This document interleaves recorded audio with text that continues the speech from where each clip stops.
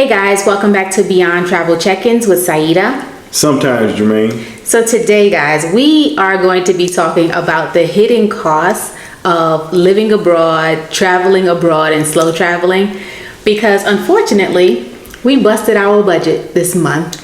And we want to talk to you about some of the ways that people who live outside the country actually bust their budget, especially if you are considering moving abroad, living abroad, or slow traveling, right, babe? Because like we we busted our budget. That's what we would call it in the U.S. Yeah. But let's talk about why and what some of those hidden costs were that led to that happening. Yeah, I mean, it's not the end of the world, but it happens every once in a while, but you don't want to keep doing it. For sure, because we busted it big time. And just make sure you guys go back and watch our video where we were talking about what our budget was for the month of May, and you can see exactly where those hidden costs came in and really brought our budget outside of what we typically budget for the month. Have you ever been blindsided by a fee, policy, or local requirement that cost you more than expected?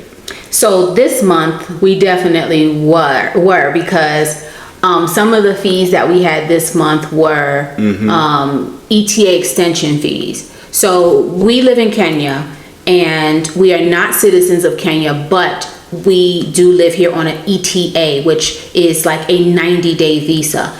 And unfortunately, this last time when we applied for our visa before we left from Dubai, we thought we were getting a full 90 days, but we wound up getting around 85 or 86, something like that. And so in order to apply for a visa here in Kenya, you also have to share your departure ticket, your departure flight ticket. So wherever Kenya wants to know when are you leaving and how are you leaving. So you have to have that. And what we did is we automatically just booked our flights leaving Kenya in 90 days.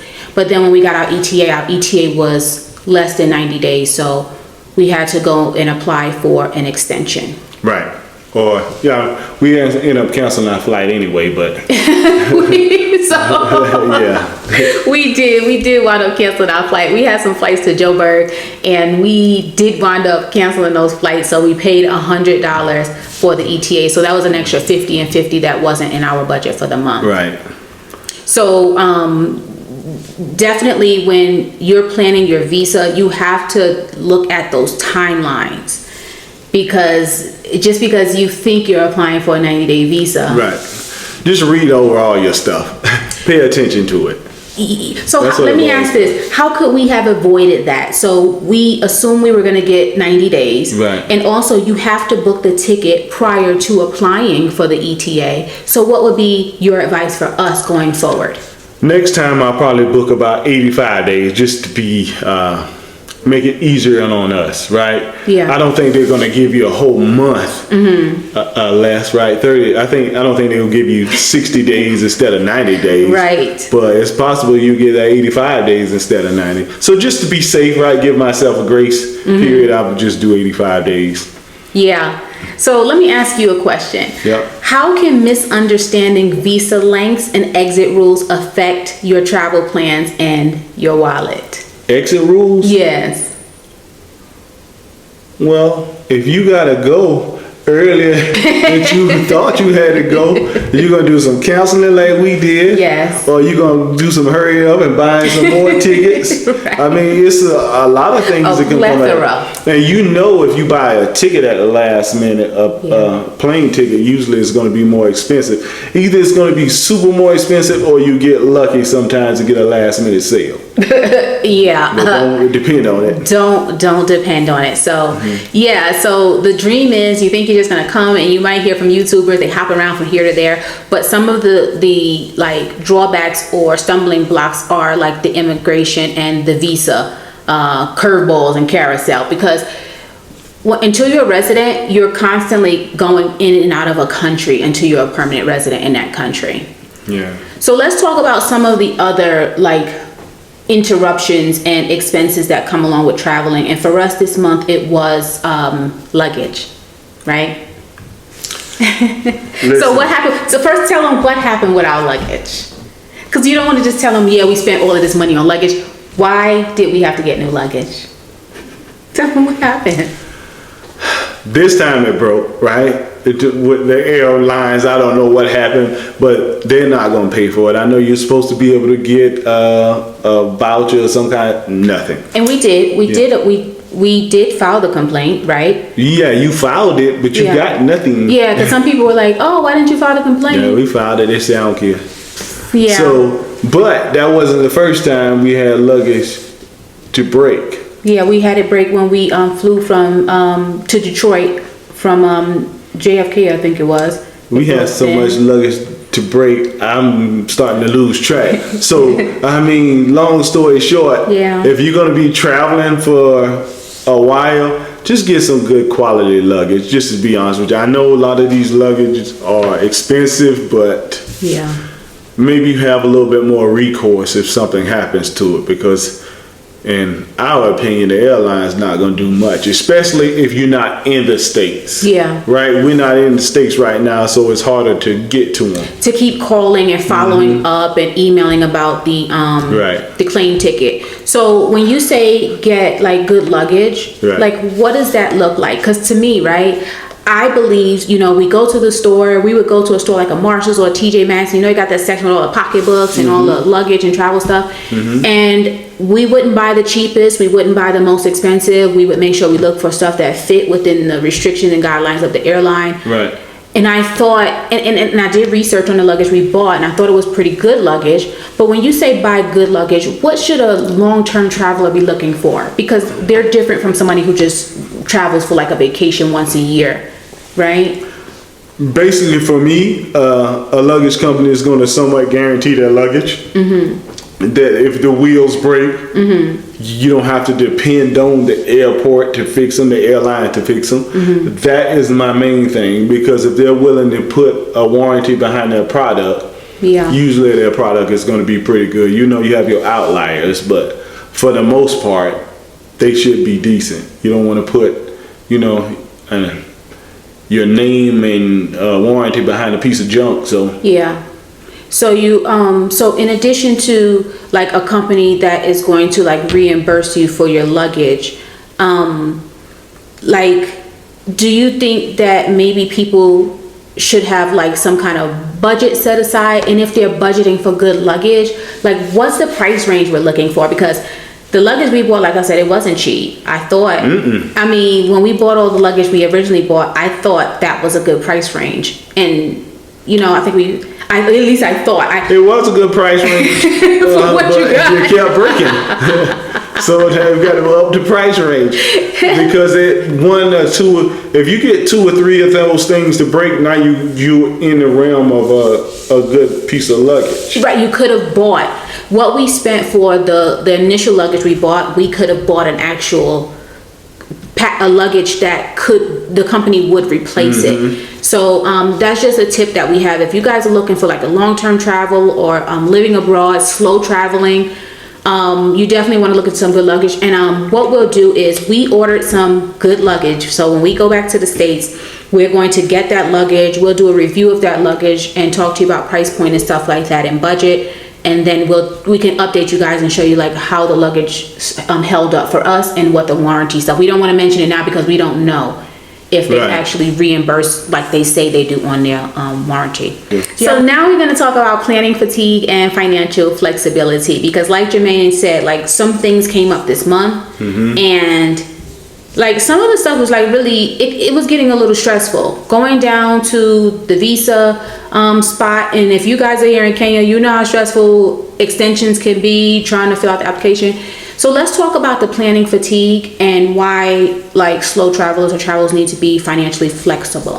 I think you get more planning fatigue than I do. Yeah? Yeah, of course. Yeah, you do. Jermaine, you be seem like you stressed. Like, let's talk about the real. Let's be authentic here. Let's talk about the hidden toll of constantly adjusting that comes along with traveling like we do.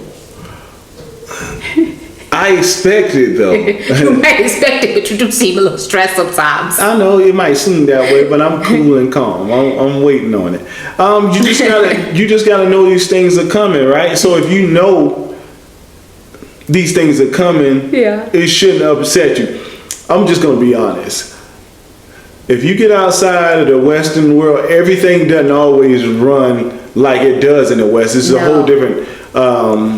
It's a whole different part of the world. Yes. Trying. And I don't mean all other places. Of course, you have some we're not talking about all, but some places. But yeah, some of these places, they just don't run the same way.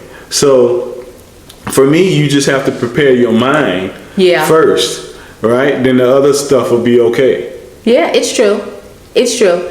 And even when you prepare your mind, once the situation actually comes, because you can prepare, but then when the situation comes, you do have to remain calm. You do have to be patient, because you have to understand that some countries, especially the country we live on, they are on a slower pace. They just operate, their culture is on a slower pace. So we might be in a hurry for something. Like you might be thinking to yourself, my ETA expires on Monday and it's Friday. I need it yesterday. And they're like, oh, don't worry, come back Monday. Can I tell you how I stay calm? Mm-hmm. I can say I can always go home. That's what I really think in my mind. I was like, at worst comes to worst, just go home. He does think that, guys. Yeah. But when he looks at the ticket, buying the ticket somewhere last minute, and he starts looking at the price, and he knows he could have got a better deal on that had he known something was gonna fall through. Oh, he be having the lines in his forehead. He be around here looking crazy. I'm old, man. I got lines in my forehead. So we understand you can prepare, but when you start looking at the cost of like things not flowing the way they do in the US, and you start saying, man, this ticket costs $1,500. I could have spent $350 on this ticket. You know, that's the kind of like things that I see, that I personally see.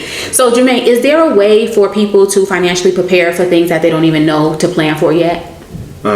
Just have an emergency fund. That's the only way I know. Just make sure you don't know what it is, but something's going to happen. So just whatever you can spare, put it to the side. That's really the only way I know. You know anything different? No, I agree. And then how does living abroad full-time force us to be more flexible with our money and expectations? And I can answer that one while you think about it. You go ahead. Like even last night when you asked me about the cruise, right? We hadn't budgeted for the cruise, but I know Jermaine has been talking about a cruise. And so as a slow traveler, I know that I'm in a new mindset of, okay, we always have to think about where we're going to be living 3 months from now, 6 months from now. So when he's coming to me, he's saying, hey, what do you think about going on a cruise? I already have my mind in a flexible mode to say, okay, yeah, we're going to spend money on this cruise. But again, we're not spending monthly rent and all that. Basically, our rent is where we're traveling to. So living abroad full time, you do have to be flexible with your mind, your money, and your expectations. Right. Do you have anything you want to add to that before? No, I think you said it all, really. So now we're going to talk about lessons and things we've learned over the past 9 months that we've been slow traveling, and we'll talk a little bit about things that we have done differently. Do you have any questions for us under that topic? Okay. You know, this last month, a lot of stuff went, I'm not going to say wrong, but different. Haywire? Right? Different than expected? Yeah. What would you change about how you plan things or the money you spent? This last month? So one thing I would change, I think I need to get a little bit more involved in some of the things, like with the luggage and stuff like that. And maybe even if I don't get involved, right? Don't get involved. Yep. Get involved. Yeah. No, but I was involved because, you know, before we left from the States, guys, Jermaine was trying to get me to get this really pricey luggage. And I'm thinking to myself, he wildin'. Ain't nobody spending this kind of money on no luggage. But now, buying the luggage, we spent all of that money buying this luggage over and over again, replacing pieces here and there.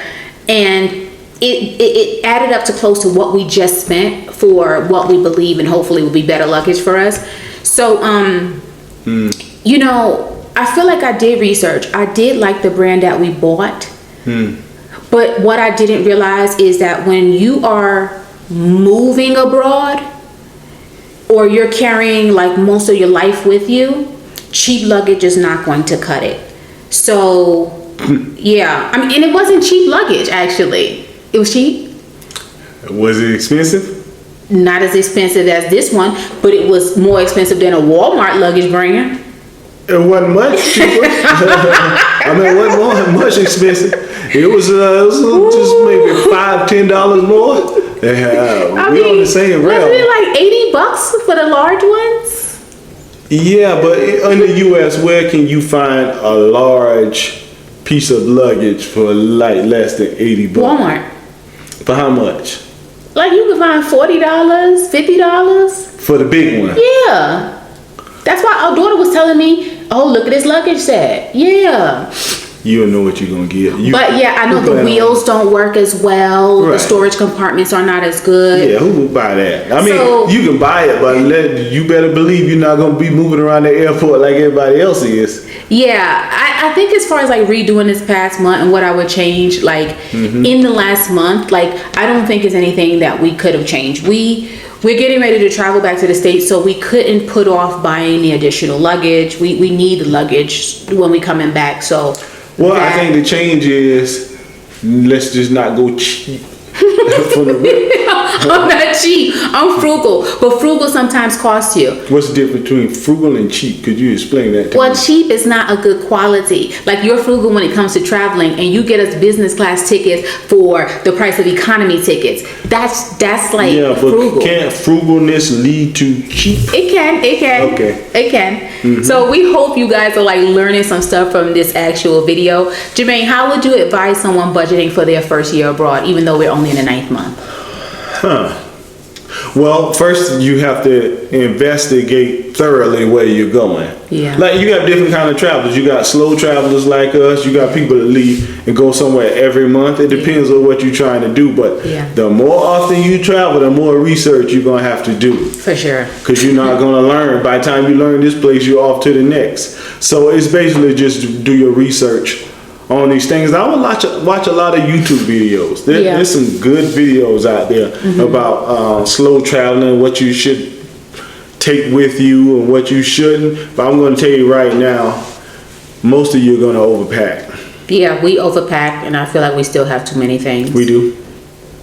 I want to drop some of it, but hey, I don't know how to get rid of it. Yeah, we got to figure out how to minimalize some and like just touch on the budget a little bit, because I know you just talked about like planning for the travel, but if you could advise someone on budgeting for the first year abroad, is there any like one big thing you would tell them? Say budgeting. Just save as much money as you can, just to be honest with you, so you can have a nest egg or emergency fund to depend on, and just make sure that you have steady income coming in. Money solves, right? Money solves pretty much all things. So if you got the money, you can make it work. Yeah, and if I had to give a piece of advice, I would say overcalculate. So whatever number you come up that you think is going to be your budget for the month, I would say add a little bit more on there, because sometimes it just costs more than what you anticipated. I would say throw everything you can at it. Yeah, like if you say, okay, my budget is going to be $1,500, right, think maybe $1,800. So I'm just saying add a little bit on there, like a cushion, and say to yourself, okay, because you don't know until you get to the actual country. You don't know how much you're going to spend in groceries. You don't know how much you're going to spend in restaurants and Ubers and all of that until you're there for a couple of months. Yeah, and you don't want to go to places being hungry or in a subpar kind of accommodations. That's going to make a trip. And you're going to be your time and your stay. Yeah, you'll say, you know what, I'm going home. This is not for me. Yes. So we hope you guys enjoyed this video. We hope you found it valuable. Make sure you hit the like button if you want to continue to see our videos show up in your not your Facebook, but your YouTube feed. And if you want to continue seeing our videos and you want to get notifications, go ahead and subscribe to our channel and turn on that notification bell so you'll be notified when we post a new video. Thanks so much for watching, guys, and we will catch you in the next video. Bye.